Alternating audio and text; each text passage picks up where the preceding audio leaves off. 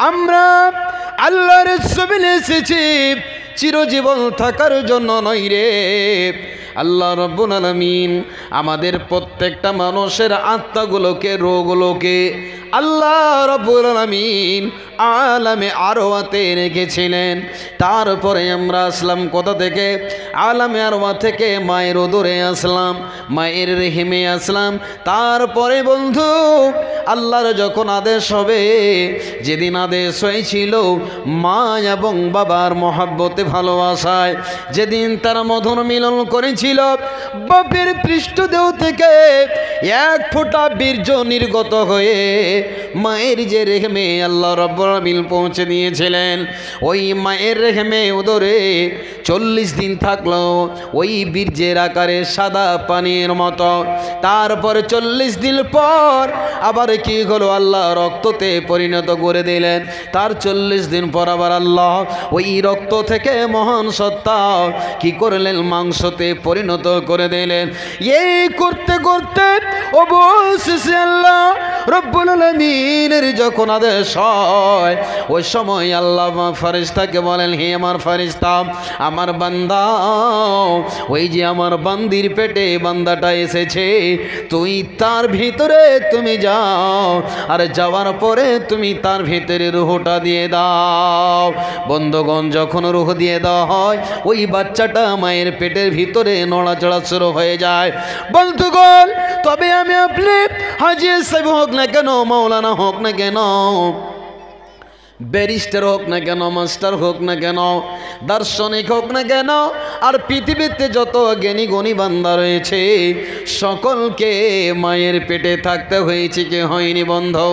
আজকে আমরা দুনিয়াতে এসেছি, এর আগে আমরা কোথায় ছিলাম? সকলেই মায়ের উদরে ছিলাম, কি ছিলাম না? মায়ের পেটে কতদিন থেকেছেন?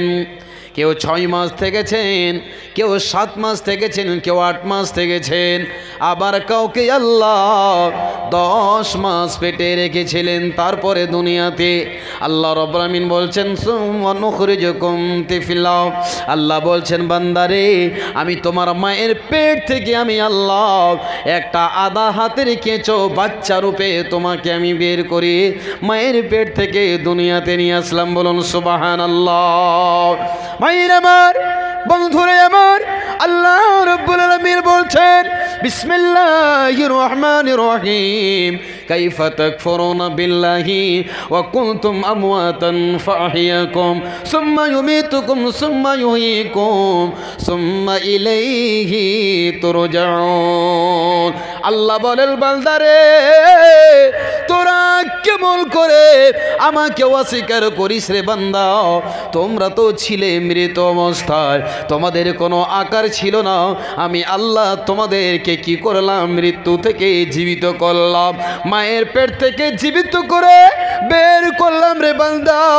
তারপরে আবার তোমাদেরকে 60, 70, 80 বছর আয়ু দিলাম। তারপরে আবার তোমার যে নির্দিষ্ট টাইম হবে, সেদিন তোমাকে আমি আল্লাহ মৃত্যু দেব। তারপরে তোমার যেটা সফর হবে, সেই জগৎটার নাম হবে কবর। মায়ের পেটে ছিলাম, মৃত্যু কোনো আকার ছিল না। আল্লাহ কোরআনে বলেছেন, ইয়াখরুজু মিন বাইনিস সুলবি ওয়াত তারাইব।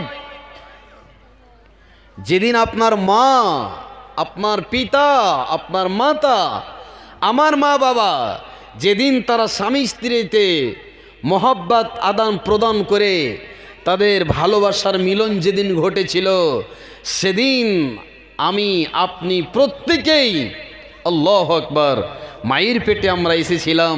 তারপরে দুনিয়াতে আসলাম। তারপরে আবার আল্লাহ রাব্বুল আলামিন আমাদের যেটা জীবন, সেটা হচ্ছে কবর।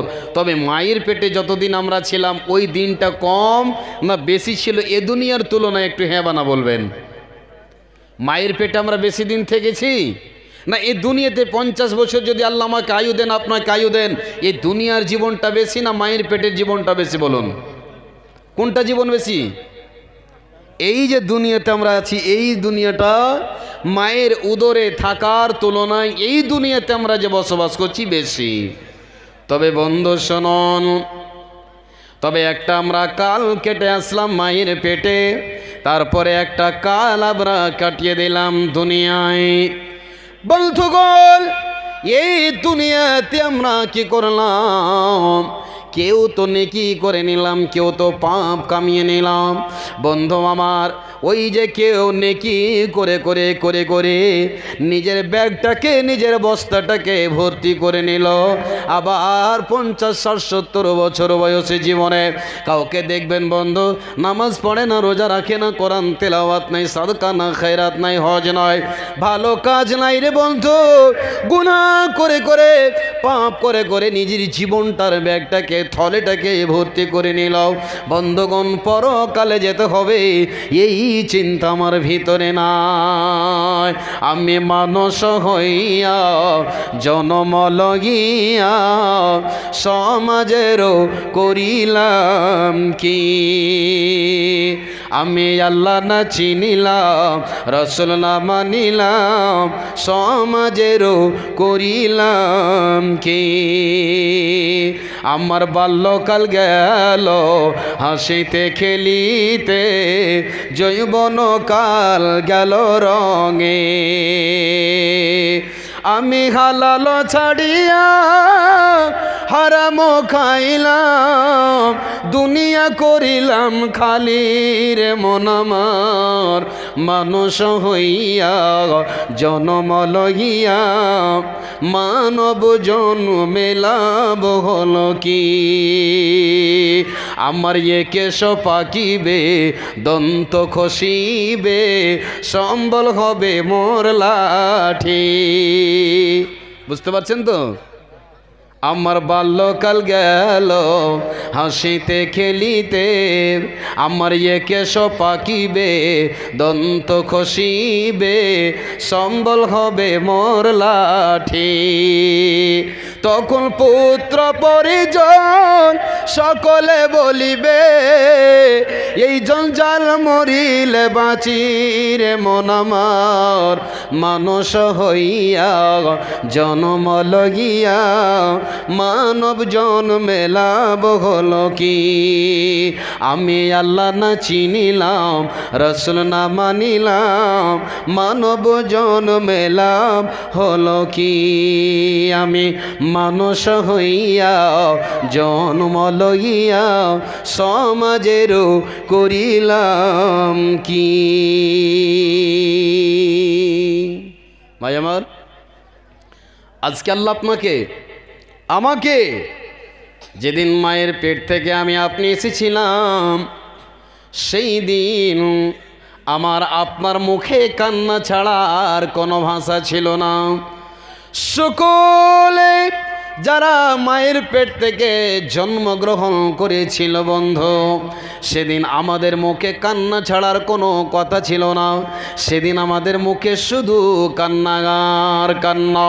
তারপরে আস্তে আস্তে আস্তে আস্তে বন্ধু বড় হলাম, বড় হয়েছি, আপনি বড় হয়েছেন। তারপরে এবার যখন শরীরে শক্তি আসলো, তখন আপনি আমি কি করেছিলাম? হামাগুড়ে দিতে শিখেছিলাম। মা, আব্বা, দাদা, সমাজের লোকেরা, ভাইরা হাতের আঙ্গুল ধরে ধরে আমাদেরকে হাঁটাতে শিখেছিল। বন্ধুরে, এই করতে করতে আমরা একদিন যৌবনে পদার্পণ করতে পেরেছি। এই নিয়ামতগুলো হলো কার? আমার আল্লাহ রাব্বুল আলামিনের নিয়ামত।